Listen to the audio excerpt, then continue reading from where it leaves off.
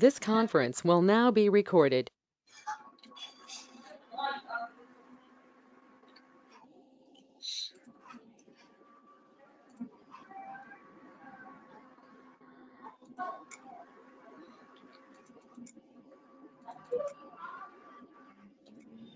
Good evening, sir. Good evening, Baka.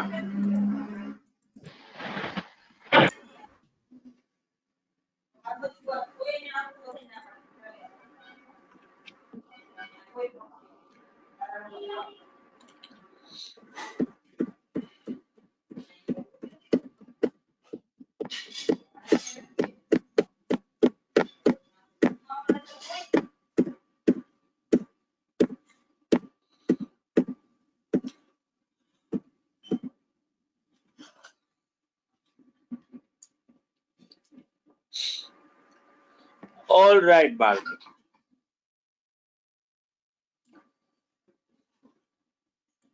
બધા આવી ગયા ભાઈ.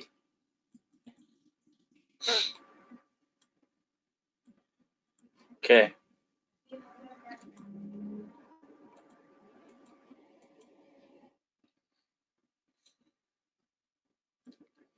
તો ગઈકાલે આપણે આ ક્વેશ્ચન જે છે જોયો તો જે ફરીથી થોડોક રિવાઇઝ કરી લઈએ કે ભાઈ મેં તમને હિન્ટ આપેલી હતી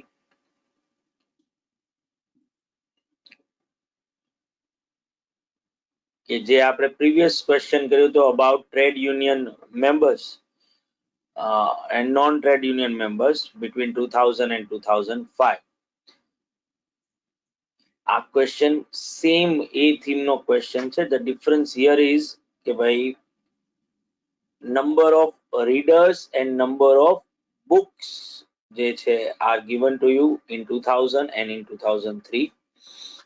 Number of books ના પાછા 3 segments છે. એટલે જો હું ટેબલ બનાવવા માટેની ઇન્ફોર્મેશન જોઉં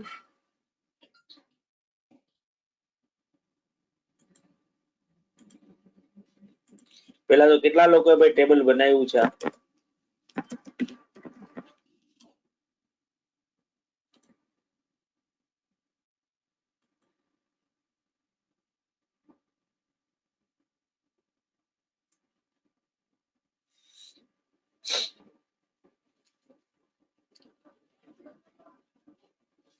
બસ 4 જણા છે એમ? કઈ વાંધો નહીં. ટ્રાય કેટલા લોકોએ કરી છે?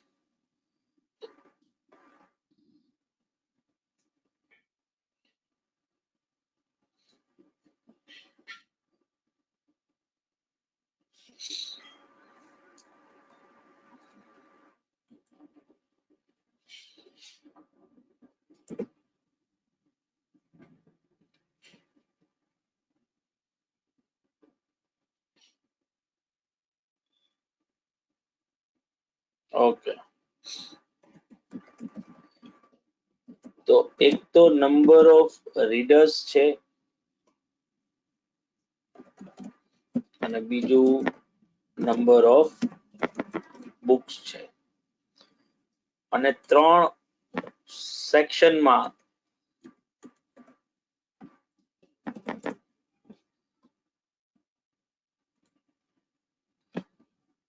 ઇન્ફોર્મેશન તમારી પાસે છે કે જે બુક્સ ના જે સેક્શન્સ જે છે એ આપણે જો એના ઓર્ડર પ્રમાણે જઈએ તો આઈ થિંક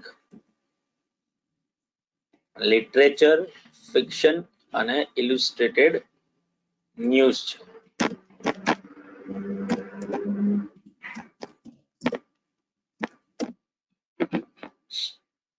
તો જો હું ટેબલ બને આવું સેમ 2000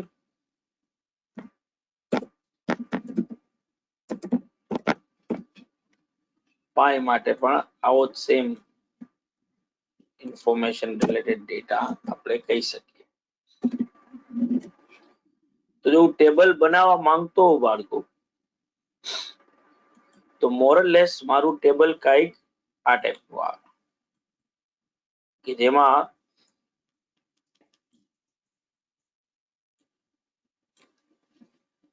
તમે બેઝિસ યર 2000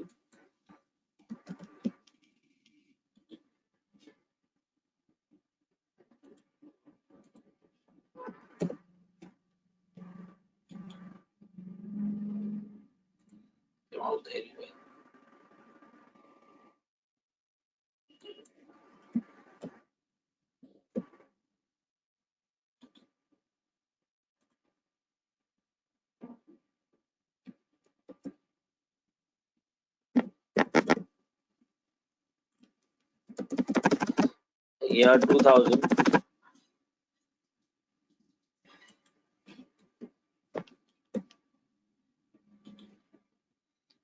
અને 2003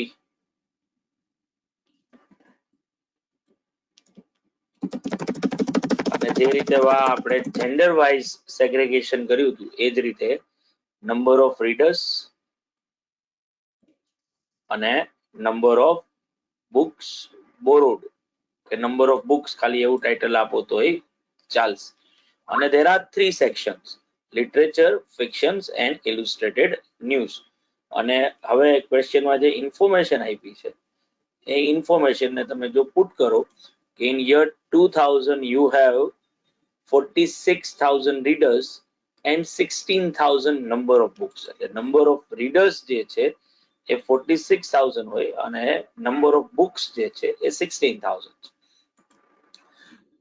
In year 2003 number of books જે છે increase by 4,000 છે અને number of borrowers, that means કે number of readers જે છે એ લોકો increase થયા છે 50%. તો number of books જે છે 16,000 માંથી 20,000 થઈ જાય, 4,000 એમાં increase થયું અને આમાં 50% increase થયું છે. that means કે 46,000 ના 50% કરો તો 23,000, તો 69,000 number of readers જે છે એ થશે. અને literature, fiction and illustrated news શું પૂછ્યું ભાઈ?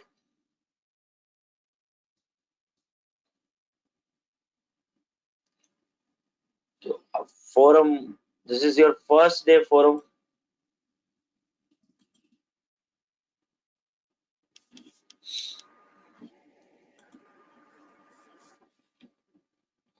Okay.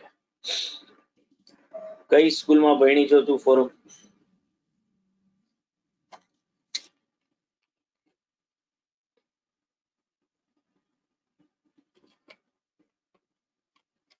ગુજરાતી મીડિયમ છે ઇંગ્લિશ મીડિયમ?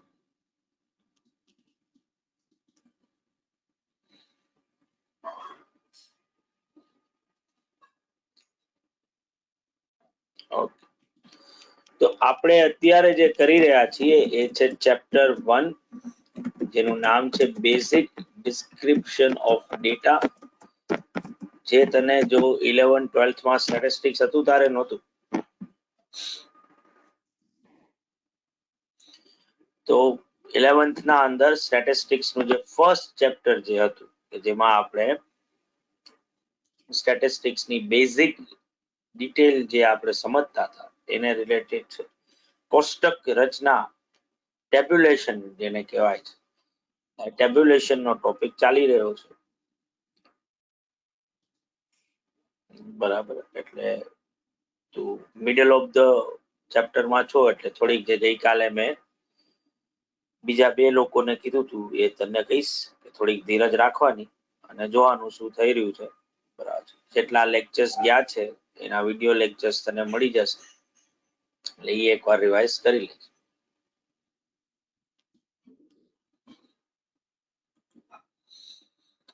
Alright.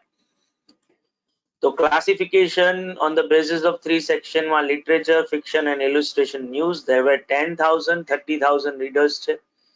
તો number of readers ની કોલમ માં literature ની સામે 10,000 બરાબર અને 30,000 જે છે એ fiction section માં જે છે એ આવશે એવું બહુ ચોખ્ખું કીધું છે. section of literature and fiction બરાબર. અને ઈ સેમ યર માં 2000 and 10,000 books જે છે એ આપવામાં આવી છે for illustrated news and fiction. illustrated news અને fiction ના અંદર જે છે એ 2000 અને 10,000 લખવાના થાય. that means કે આ વસ્તુ મિસિંગ આવે તમે જો ટેબલ બનાવતા હો તો ઇનિશિયલ પાર્ટમાં અને આ વસ્તુ પણ મિસિંગ થાય. બરાબર, આ જ રીતે મને કીધું છે કે in year 2003 there were 7,000 and 42,000 readers in literature and fiction. તો 7,000 and 42,000 literature અને fiction ના અંદર readers જે મારે એ કોલમમાં લખવાનું આવે. and કીધું છે ભેગું મને 4,000 and 13,000 books were lent in illustrated news and fiction sections. તો એ વસ્તુ પણ થઈ ગઈ. તો અગેન 2003 માં પણ આ વસ્તુ મિસિંગ થાય જો તમે ટેબલ બનાવો તો, અને આ વસ્તુ પણ મિસિંગ થાય.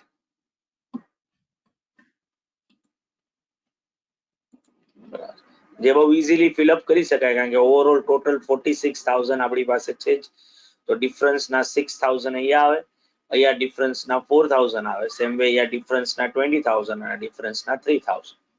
અને હવે મને શું પૂછ્યું છે તો કે મને પૂછ્યું છે on the basis of this information read or ratio of numbers of books borrowed in literature ગોતવાનું છે.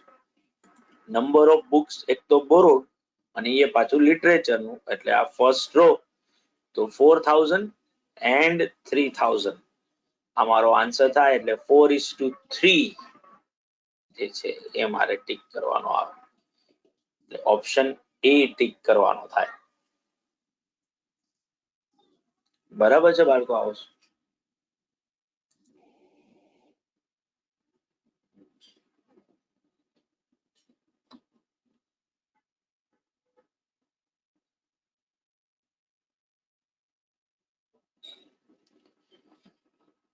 વ્રજેશ બકા આ પાછું કયો એટલે આ એટલે તારા પ્રમાણે આ શું હોય તો મને કેમ ખબર પડે?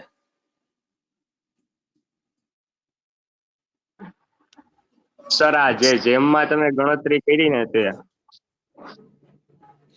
તને ક્વેશ્ચન પૂછ્યો છે કે તારે રેશિયો ગોતવાનો છે નંબર ઓફ બુક્સ નો લિટરેચર સેક્શન માં જે હોય 2000 અને 2003 માટે તે જે ટેબલ બનાવ્યું છે આવું ટેબલ તારું બનેલું હોવું જોઈએ.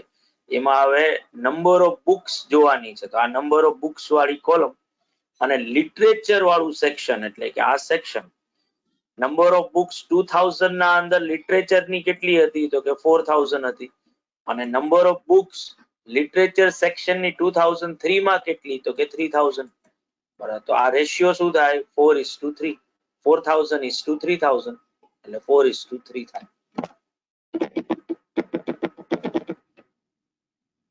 બરાબર બાળકો? ટેબલ તમે આવું જ બનાવ્યું છે કારણ કે તમે લોકો મારી સાથે જે પત્ર વ્યવહારમાં જ વાતો કરો છો એટલે મને સાચી ખબર પડતી નથી. કોઈને બાકી છે બનાવવાનું?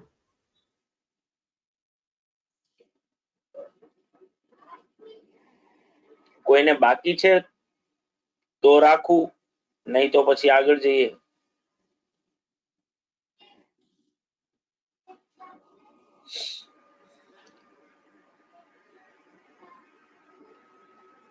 કોઈ બાકી નથી ને?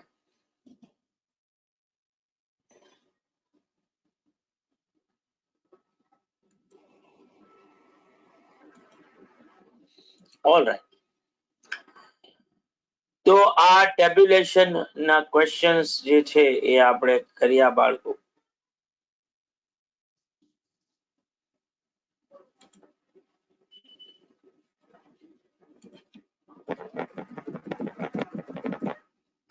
તો પાછા ચેપ્ટર ની થિયરી ઉપર જો આવીએ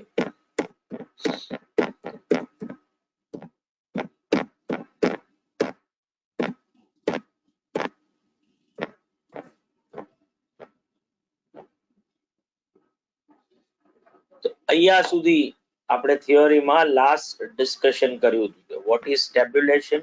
બરાબર. ટેક્સ્ચ્યુઅલ પ્રેઝન્ટેશન, ડેટા રિપ્રેઝન્ટેશન ત્રણ રીતે થઈ શકે. In a textual way, that is કે તમારે પેરેગ્રાફ લખવાના છે. બરાબર છે, જેમ કે અત્યારે આપણે જે ક્વેશ્ચન ગણ્યો. બરાબર. તો આ ટેક્સ્ચ્યુઅલ પ્રેઝન્ટેશન થાય. આ રીતે તમે જ્યારે ઇન્ફોર્મેશન જે છે એ રિવીલ કરો છો તો it is in a text form. બરાબર, ટેક્સ્ટ ફોર્મમાં તમે એ વસ્તુ બતાવેલી છે. અને સેકન્ડ અપ્રોચ છે કે તમે આ જ ઇન્ફોર્મેશન ને શું કરો? ટેબ્યુલર ફોર્મમાં બતાવો, ટેબલ બનાવી. તો એ ટેબ્યુલેશન કહેવાશે. બરાબર, થિયરીમાં આપણે આટલું ડિસ્કસ કરેલું હતું. Now third way is a diagrammatical representation. બરાબર, we have already discussed કે best method of data presentation is tabulation. જો મને પૂછાય ક્વેશ્ચન કે બેસ્ટ મેથડ શું છે ડેટા પ્રેઝન્ટેશન કરવાની, તો મારો આન્સર હંમેશા શું હશે ભાઈ? ટેબ્યુલેશન.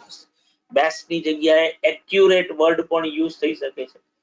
તો accurate method of data presentation is again tabulation. પણ જો મને એવું પૂછાય કે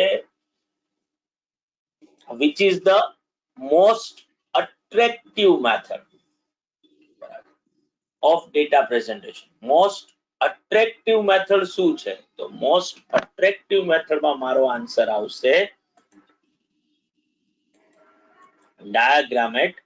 diagrammatical representation. ગ્રાફિકલ મેથડ જે છે બરાબર છે, જેમાં આપણે જે છે એ ગ્રાફ્સ બનાવી અને ઇન્ફોર્મેશન ને શું કરીએ છીએ? રિપ્રેઝન્ટ કરીએ છીએ.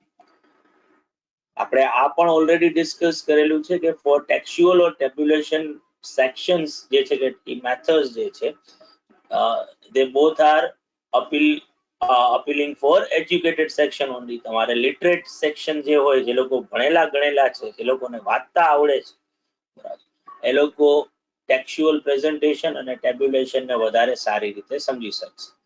ડાયાગ્રામેટિક રિપ્રેઝન્ટેશન જે છે એ જે લોકો ઇલિટરેટ છે, જે લોકોને લખતા વાંચતા આવડતું નથી, અનએજ્યુકેટેડ જે છે, એને પણ એ અપીલ કરશે. કારણ કે અહીંયા વસ્તુ આપણે ડ્રો કરીને બતાવીએ છીએ. But compared to tabulation, it is less accurate. બરાબર છે. એટલે tabulation કરતા આ મેથડ કેવી છે? less accurate. Now જો મને પૂછે કે diagrammatical representation જે છે એ કઈ રીતે કરી શકાય અથવા તો કેટલી રીતે કરી શકાય? તો કે there are three ways. First is a line diagram or histogram. Line diagram એ કહેવાય છે, और એનું સેકન્ડ નામ શું છે ભાઈ? Histogram. Second one is called bar diagram and third one is called pie chart. There is obviously એક હજી વધારાની મેથડ છે. There is another method which we call pictogram. Pictogram એટલે કે પિક્ચર્સ જે છે એ શો થતા હોય, પણ એ આપણા સિલેબસમાં નથી. આપણા સિલેબસમાં ખાલી આ ત્રણ મેથડનું જ ડિસ્કશન જે છે એ રાખવામાં આવ્યું છે. એટલે આપણા માટે ડાયાગ્રામેટિક રિપ્રેઝન્ટેશન ઓફ ડેટાની મેથડ્સ કેટલી? તો there are three methods. કઈ કઈ ભાઈ? Line diagram, histogram or line diagram or histogram, bar diagram અને પાઈ ચાર્ટ. બરાબર છે બાળકો? Yes, sir. Yes sir. તમારા બુકમાં ટાઇટલ આપો line diagrammatic representation of data અને આ ત્રણ મેથડ્સ ના નામ ત્યાં લખી નાખો.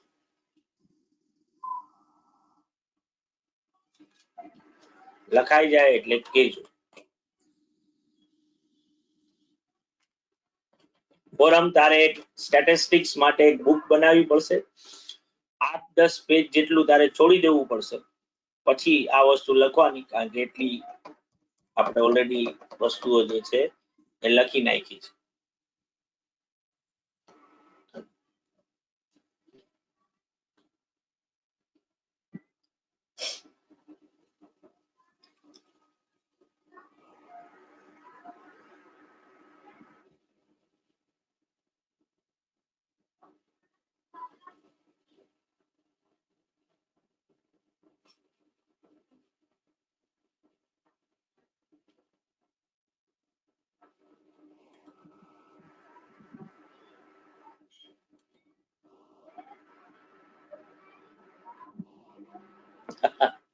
હા ઓબ્વિયસ છે, ન જોઈ ને તારે બનાવવાની છે.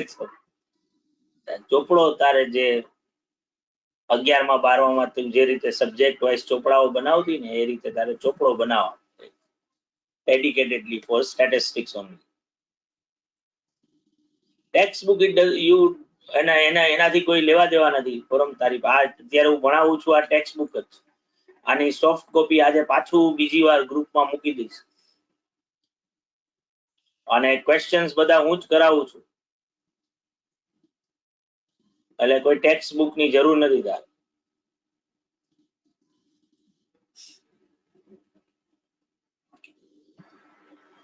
બાળકો જો તમે મને કહેશો ને કે Done, લખાઈ sir. ગયું તો જ મને ખબર પડશે. Done sir, done sir, done. Done. Done, sir. All right. So first is a line diagram, which is the most popular method. Is one of the easiest method. બરાબર. Widely used method છે.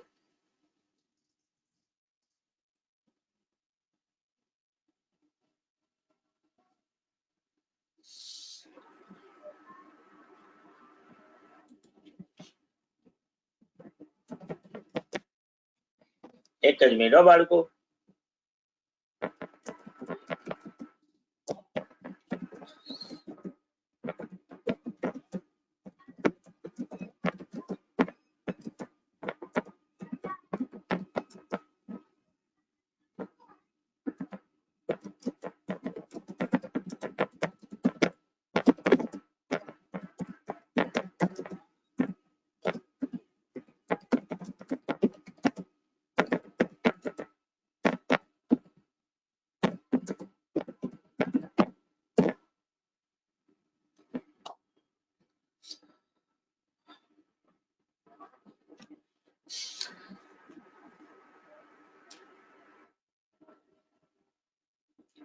તો બાળકો એટલી બધી ચિંતા નહીં કરવાની. પૃથ્વી એટલું ઝડપથી પૃથ્વીનો વિનાશ નહીં થાય.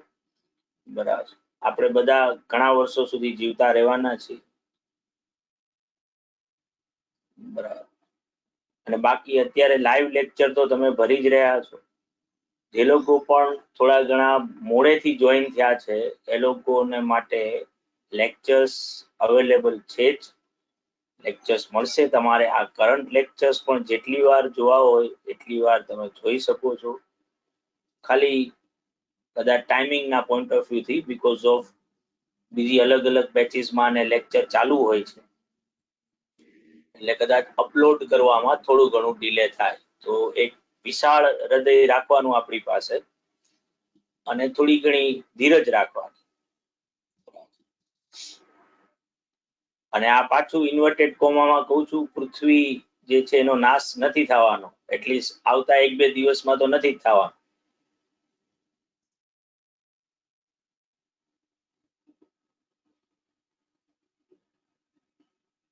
Okay right. તો હવે જે અત્યારે જે છે ને જે અત્યારે લગ્ન છે એના આપણે ગીત ગાય.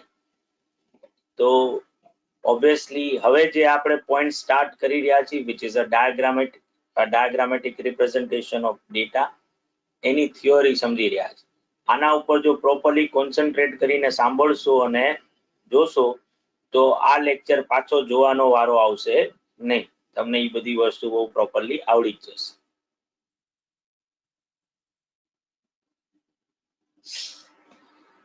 તો line diagram or histogram જે છે, this is our first method for diagrammatic representation of data. Generally line diagram no use time series ને બતાવવા માટે થાય છે. ટાઈમ સિરીઝ આપણે જે મેં અગાઉ સમજાવેલું છે કે જ્યારે તમારે જે ડેટા ઇન્ફોર્મેશન જે કલેક્ટ કરી હોય જો એ ટાઈમ પોઈન્ટ ઓફ વ્યૂ થી બતાવે, જેમ કે say for example sales of company for last 5 years, તો 2016 થી 2021 સુધી કંપનીએ જે સેલ કર્યું છે એના નંબર્સ તમારી પાસે છે અને એને જો તમારે ડાયાગ્રામેટિકલી રિપ્રેઝન્ટ કરવા હોય તો you can use line diagram for that. બરાબર.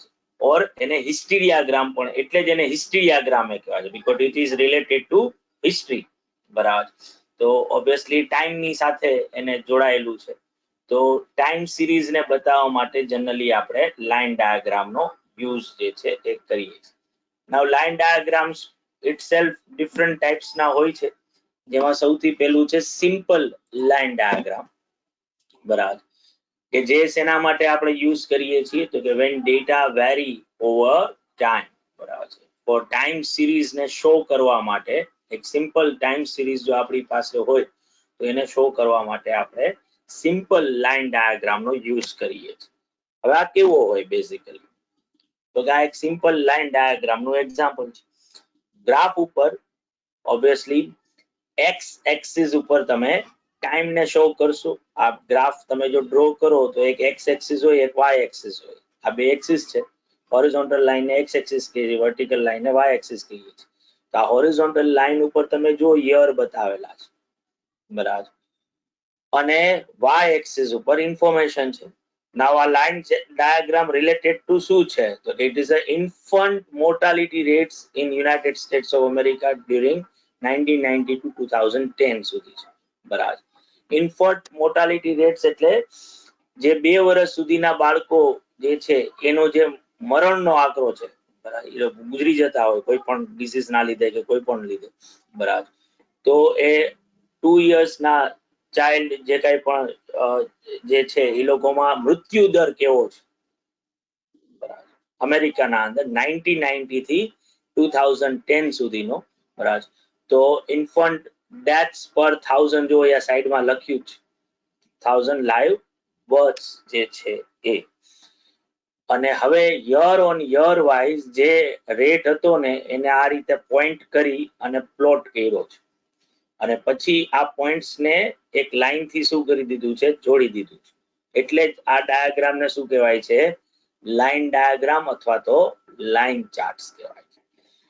તમને જો હું સિમ્પલી એમ કહું કે ભાઈ during this 20 years infant mortality રેટમાં વધારો થયો છે કે ઘટાડો થયો છે? તો તમારો આન્સર શું હોય?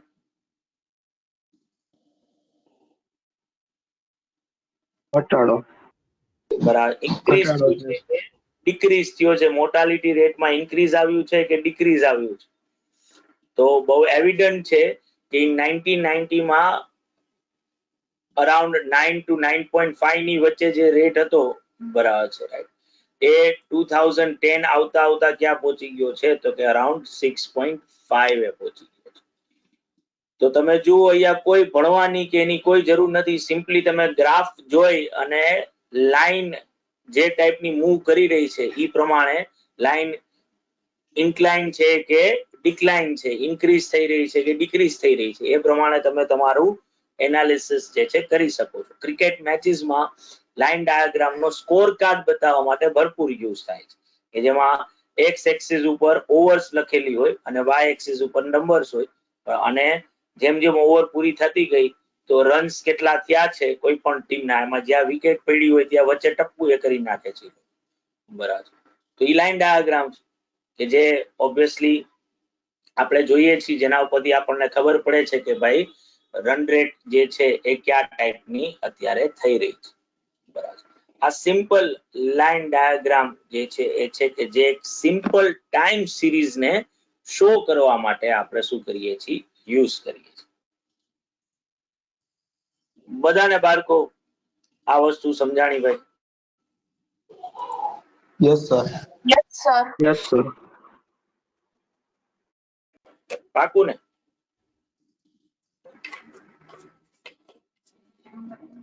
પાકું પાકું.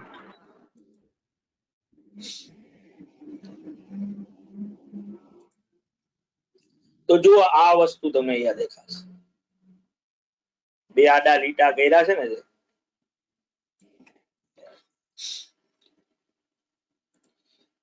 દેખાણું ભાઈ? યસ. યસ. આને શું કહેવાય? ગ્રાફ વાળેલ.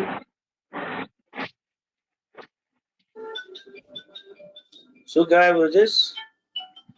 ગ્રાફ વાળેલો, કે તેની આગળથી પણ ગ્રાફ છે. ઓકે, ઓબ્વિયસલી તને આમ તો સાચું જ કહી રહ્યો છો. આને આપણી ભાષામાં શું કહીશું? કિંક માર્ક, બરાબર. આ જે zigzag લાઈન તમે જોઈ રહ્યા છો, that is a kink mark because of કોઈ પણ લાઈન જે છે ને એ 0 થી સ્ટાર્ટ થાય. અને ગ્રાફ ડ્રો કરવાનો બેઝિક રૂલ છે કે તમારે સ્પેસિફાઈ કરવું પડે કે ઓન y એક્સિસ અથવા તો ઓન x એક્સિસ જે છે, બરાબર, 1 સેન્ટીમીટર ઇઝ ઇક્વલ ટુ શું? બરાબર. આવું ચેટ બોક્સમાં લખું છું ભેગું, તમે ચેટ બોક્સમાં જોતા જઈ શકો છો ભેગું ભાઈ, 1 સેન્ટીમીટર ઇઝ ઇક્વલ ટુ શું? તો જો હું એવું કહેતો હોઉં કે ભાઈ on y axis 1 centimetre is equal to 0.5. તો y axis સ્ટાર્ટ જ ક્યાંથી થાય? 0 થી. એટલે અહીંયા સૌથી પહેલા 0 આવે, પછી આવે 0.5, પછી આવે 1, પછી આવે 1.5, પછી આવે 2, પછી આવે 2.5, 3 બરાબર, પછી આવે 3.5, પછી આવે 4, પછી આવે 4.5, પછી આવે 5 અને પછી આવે 5.5 બરાબર. મારી પાસે જે નંબર્સ છે ને એ નંબર્સ માં મિનિમમ નંબર કેવો છે? તો કે મિનિમમ નંબર 6 જેટલો. તો 0 થી લઈ અને 6 સુધી ક્યાંય પોઈન્ટ નહીં આવે બરાબર. તો એટલી જગ્યા મારી શું થશે? સિમ્પલી વેસ્ટ જ જવાની છે. કારણ કે હું કોઈ પોઈન્ટ્સ પ્લોટ જ નથી કરવાનો, કારણ કે કોઈ નંબર છે જ નહીં 0 થી 6 સુધીનો. અને બીકોઝ ઓફ જો હું 1 સેન્ટીમીટર ઇઝ ઇક્વલ ટુ 0.5 કહેતો હોઉં તો હું સીધું 0 પછી 5.5 ન લખી શકું. કારણ કે જો 0 પછી 5.5 લખું તો નેક્સ્ટ નંબર 11 જ આવે. એના પછી મારે સીધું 16.5 જ લખવું પડે, એના પછી 22 જ લખવું પડે. મારે 0.5 નો ડિફરન્સ જોઈએ છે. તો મારે 0 થી 5.5 સુધી પહોંચવું પડે અને પછી આગળ જઈ શકાય. તો મારો ગ્રાફ એ શું થાય? ઘણો લાંબો બને. અને ઘણી વાર તો એવું થાય કે ગ્રાફ પેપર આખું પૂરું થઈ જાય બરાબર. તો એ પ્રોબ્લેમેટિક થાય. આ સિચ્યુએશન ને સોલ્વ કરવામાં આપણે શું કરી નાખીએ છીએ? તો કે કિંક માર્ક નો યુઝ કરીએ છીએ કે જે 0 to 5.5 ના જે ડિસ્ટન્સ છે એને શું કરી નાખશે? તો કે એને કમ્પ્રેસ કરી નાખશે બરાબર. અને કમ્પ્રેસ કરે એટલે કોઈ પણ એક સ્ટ્રેટ લાઈન હોય એને કમ્પ્રેસ કરો તો એ zigzag થઈ જાય. ઈ આ zigzag લાઈન બતાવે છે બરાબર. કે ભાઈ અહીંથી અહીંયા સુધી 5.5 આવી ગયું છે, 5 આવી ગયું છે રાધર, અને હવે 5.5 આવ્યું, 6 આવ્યું, 6.5 આવ્યું, 7 આવ્યું, 7.5 આવ્યું. ક્લિયર ભાઈ બધાને? Yes, sir. Now line charts માં પણ obviously there are multiple types of line charts. Only simple line charts હોય એવું જરૂરી નથી. Then there is a multiple line charts is there. And a multiple line charts basically શું કરે છે? તો કે it represents two or more related થવો જોઈએ બકા કરણ. પણ શું છે કે ત્યાં એ લોકોએ યર સ્ટાર્ટ જ કર્યું હોય 1990 થી. બીકોઝ ઓફ યર છે, એ નંબર નથી. એક્સ એક્સિસ ઉપર તું નંબર બતાવતો હોત ને તો એ કરી શકાત એમ. જેમ કે આ તો યર લખ્યું છે, મંથ લખ્યા હોત તો એ તો મંથ તો નંબરમાં આવત જ નહીં. જાન્યુઆરી, ફેબ્રુઆરી, માર્ચ, એપ્રિલ એમ હોત. એટલે બીકોઝ ઓફ એક્સ એક્સિસ ઉપર તું કોઈ નંબર્સ નથી શો કરી રહ્યો, ટાઈમ શો કરી રહ્યો છે. એટલે અહીંયા કિંક માર્ક નો મૂકે તો ચાલે.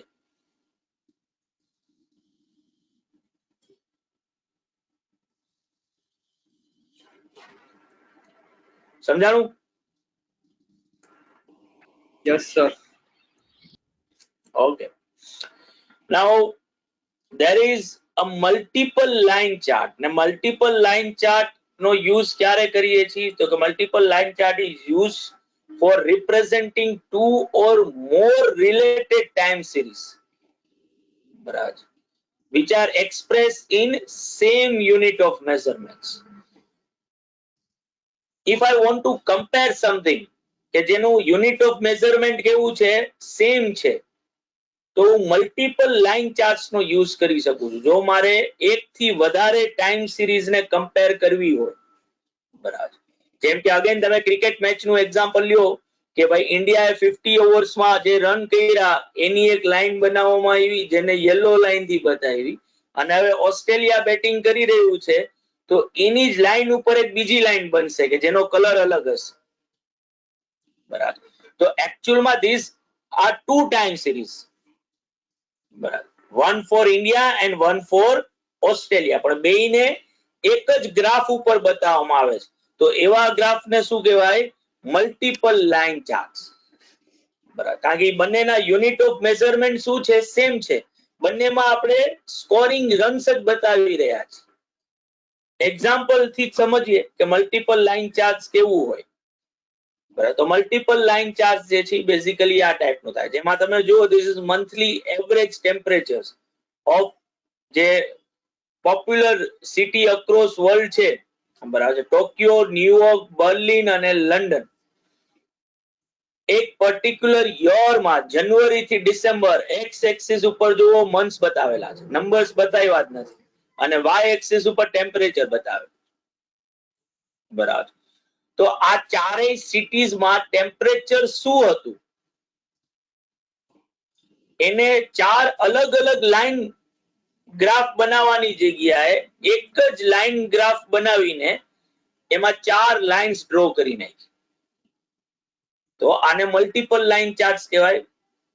બરાબર, કારણ કે ઓબ્વિયસલી બધાય સિટીઝના ટેમ્પરેચરની જ વાત કરી રહ્યા છીએ, જે મેજર શેમાં થઈ રહ્યું છે? સેલ્સિયસમાં. બરાબર, તો દરેક ટાઈમ સિરીઝને ડિફરન્શિએટ કરવા માટે મેં ડિફરન્ટ કલર્સનો યુઝ કર્યો છે કે ભાઈ આજે ટોક્યોને આપણે લાઇટ બ્લુ થી બતાવ્યું છે, ન્યુયોર્કને ડાર્ક બ્લુ થી બતાવ્યું છે. બરાબર છે, રાઈટ. બર્લિન ને ગ્રીન થી બતાવ્યું છે, લંડન જે છે એ થોડું ઘણું બ્રાઉનિશ પાર્ટ છે.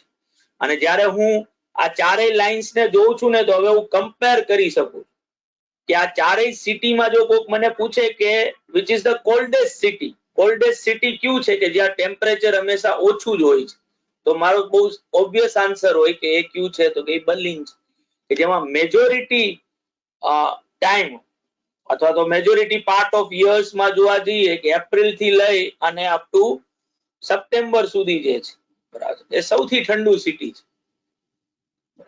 અને સૌથી હોટેસ્ટ સિટી કયું છે?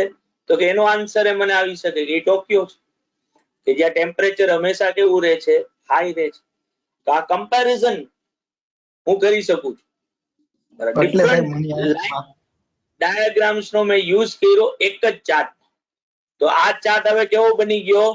મલ્ટીપલ લાઇન ચાર્ટ બની ગયો. તો મલ્ટીપલ લાઇન ચાર્ટ બેઝિકલી શું છે? તો કે multiple line charts representing two or more related time series data expressed in the same unit of measurement. Right? Yes, sir. Now there is multiple axis chart. We all know that કે ગ્રાફમાં કેટલા axis હોય ભાઈ?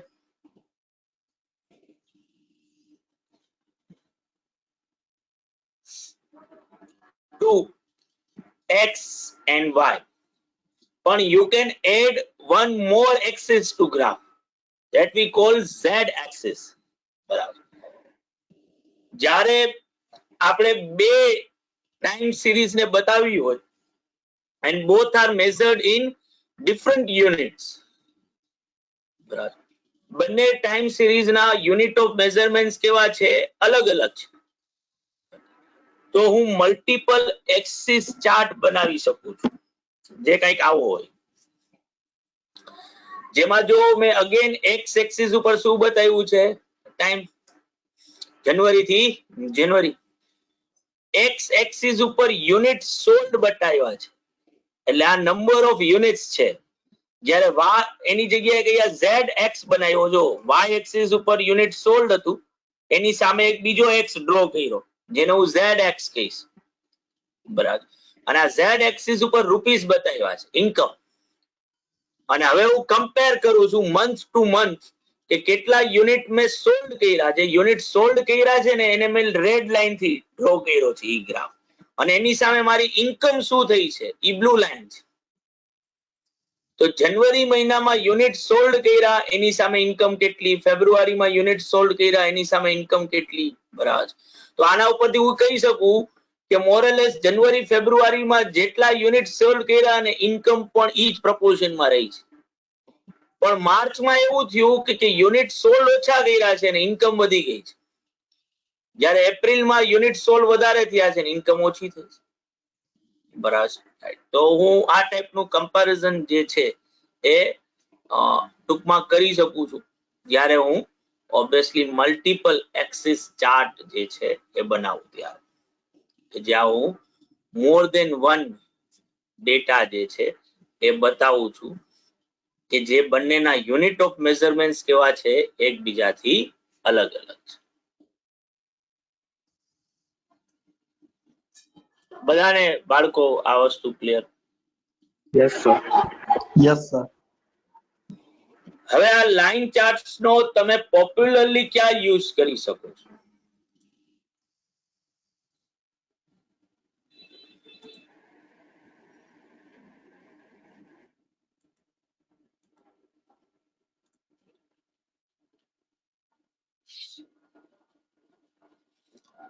Line charts નો તમે આગળ જ્યારે ભણશો ત્યારે તમે ફાઇનાન્શિયલ માર્કેટ્સ વિશે દુનિયાભરનું નોલેજ ગેધર કરશો.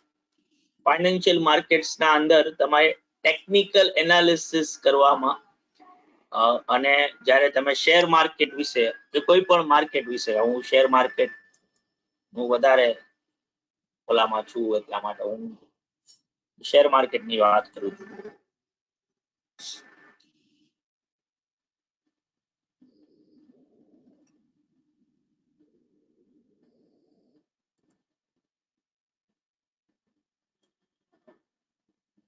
જી બધાને દેખાય છે બાળકો?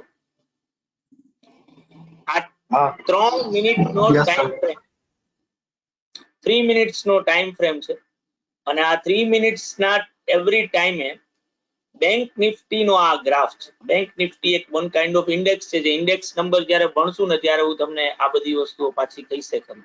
બરાબર. તો એવરી 3 મિનિટ્સ પછી બેંક નિફ્ટીના ઇન્ડેક્સમાં શું ચેન્જ આવ્યો ને એને આપણે આ ગ્રાફિક કરી બતાવ્યો. આ એક સિમ્પલ લાઈન ડાયાગ્રામ જે છે એ ક્લિયર થયો. આ ટાઈમ ઝોન ને તમે ચેન્જ કરી શકો છો. બરાબર. આને પાછી અલગ અલગ લાઈને ડ્રો કરેલી છે મારા પોતાના ઓલા માટે. અને ડેઈલી ચાર્ટમાં કન્વર્ટ કરી શકો છો.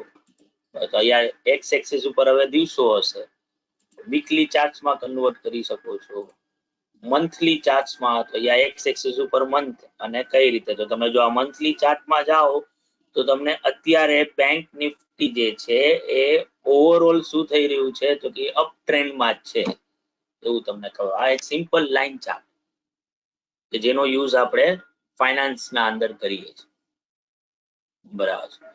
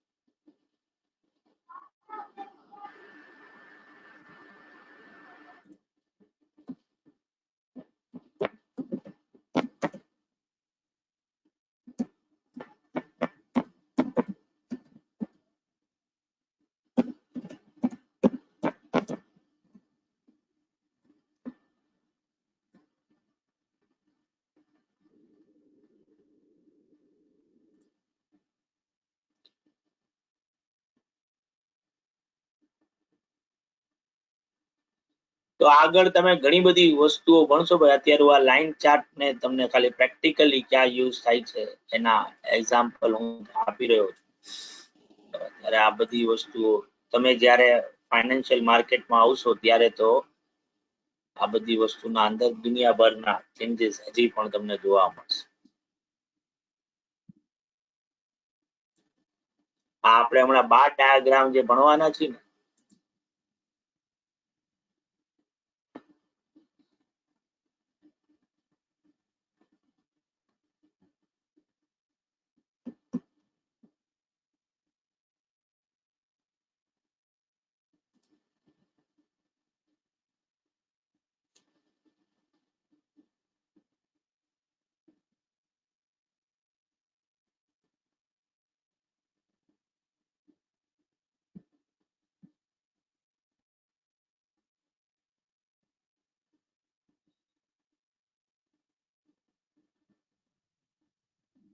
તો અગેન આ પણ એક સિમ્પલ લાઈન ડાયાગ્રામ, તમે જો આ એક્સ એક્સિસ ઉપર ટાઈમ બતાવ્યું છે, આ જે ઇમ્પ્લાઇડ વોલાટિલિટી જે છે ને એનો આ ચાર્ટ છે કે જે ઓબ્વિયસલી માર્કેટના અંદર ઉઠાપટક વધે ઈ વસ્તુનું મેઝરમેન્ટ જે છે એ આનાથી જે છે એ થાય. પણ મારે તમને આ નથી બતાવવું, મારે બતાવવું છે ઓપ્શન ચેનમાં જઈએ પાછા, આ રહ્યો આ એનાલાઇઝ OR.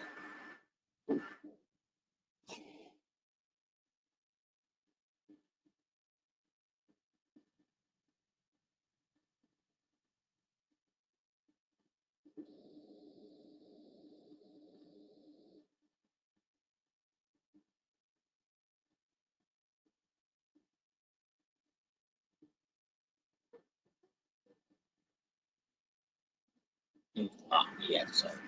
તો આપણે જે મલ્ટી લાઈન ચાર્ટ જે મેં તમને હમણાં જે થિયોરીમાં સમજાવ્યો ને,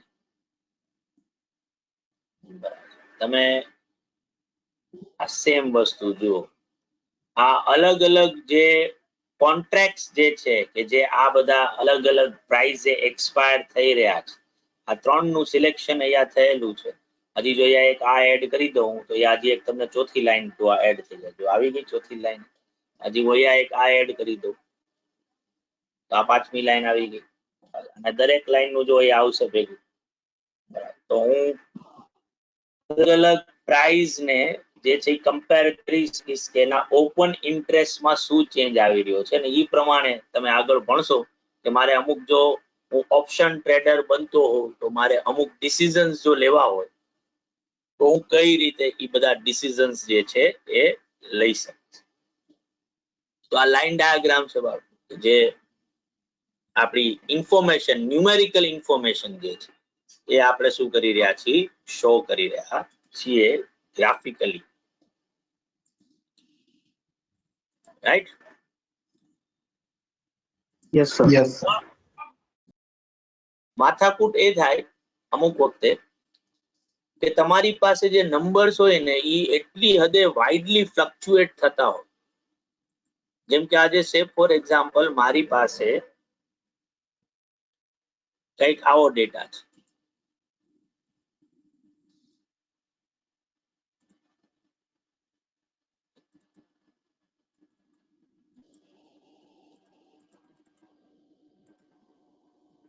આ એક કંપનીનું યરલી સેલ્સ જે છે એ સે ફોર એક્ઝામ્પલ રૂપીઝ ઇન 1000 માં છે. તો યર 2017 માં એ સેલ્સ હતું, માની લઈએ કે 15000. 2018 માં એ થઈ ગયું સીધું 37000. 2019 માં થઈ ગયું 87000. 2020 માં થઈ ગયું 1,50,000. અને 2021 ના અંદર જે છે એ પહોંચી ગયું સીધું 3,50,000. તો હવે આ ડેટાને જો મારે ગ્રાફિકલી પ્લોટ કરવો હોય ને બાળકો, મારાથી એટલું સારું ડ્રોઈંગ નહીં થાય પણ આપણે ટ્રાય કરીએ. કે માનો કે હું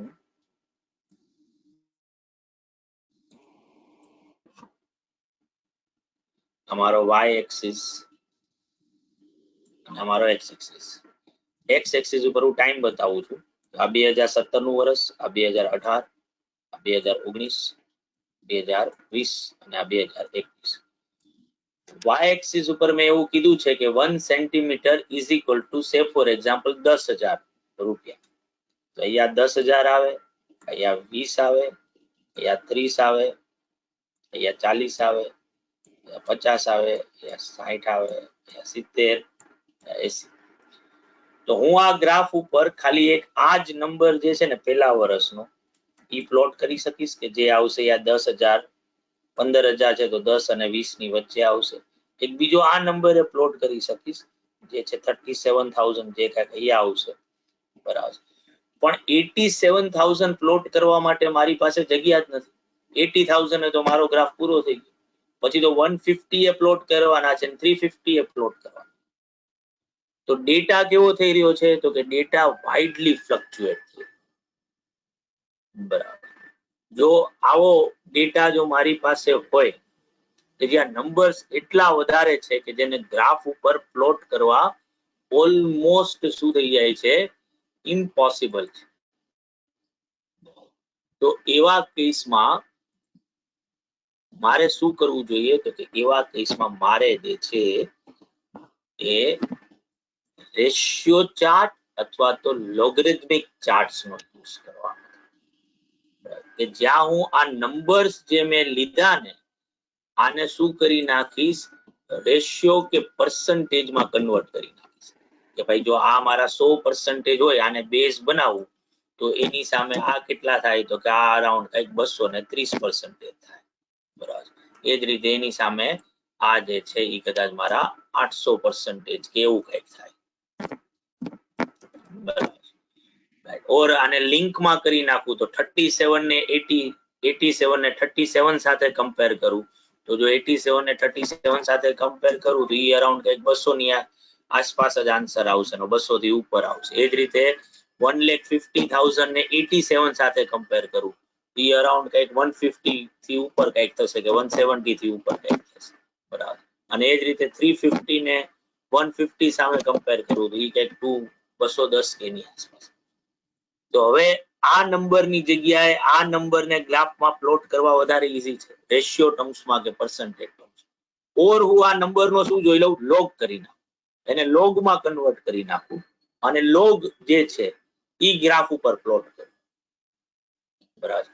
એટલે જ આવા ચાર્ટ્સ ને શું કહેવાય છે? તો કે આવા ચાર્ટ્સ ને આપણે લોગ ચાર્ટ અથવા તો રેશિયો ચાર્ટ કહીએ છીએ.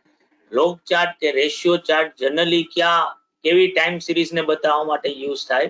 તો કે જ્યાં વાઇડ રેન્જ ઓફ ફ્લક્ચ્યુએશન્સ આવે છે. તમને પૂછી શકાય ક્વેશ્ચનમાં કે chart that uses log is called, તો એનો આન્સર તમારો લોગરિધમિક અથવા તો રેશિયો ચાર્ટ નીચે ઓપ્શનમાં જે આપ્યો હોય એ તમારે ટિક કરવાનો આવે. બરાબર છે બાળકો? Yes sir. બધાને એટલે બધાને સમજાણી આ વસ્તુ ભાઈ.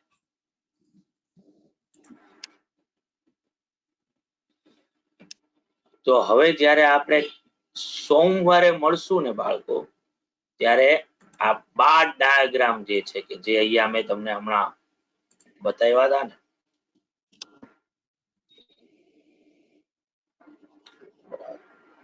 આ 12 ડાયાગ્રામ ગ્રાફની જગ્યાએ, એટલે ગ્રાફ જ છે આ, પણ આપણે એક લાઈનની જગ્યાએ આપણે શું કરીએ છીએ? આવા રેક્ટેંગલ શેપના બાર્સ જે છે એ બનાવીએ છીએ ડેટાને રિપ્રેઝન્ટ કરવા. જો આ 12 ડાયાગ્રામ.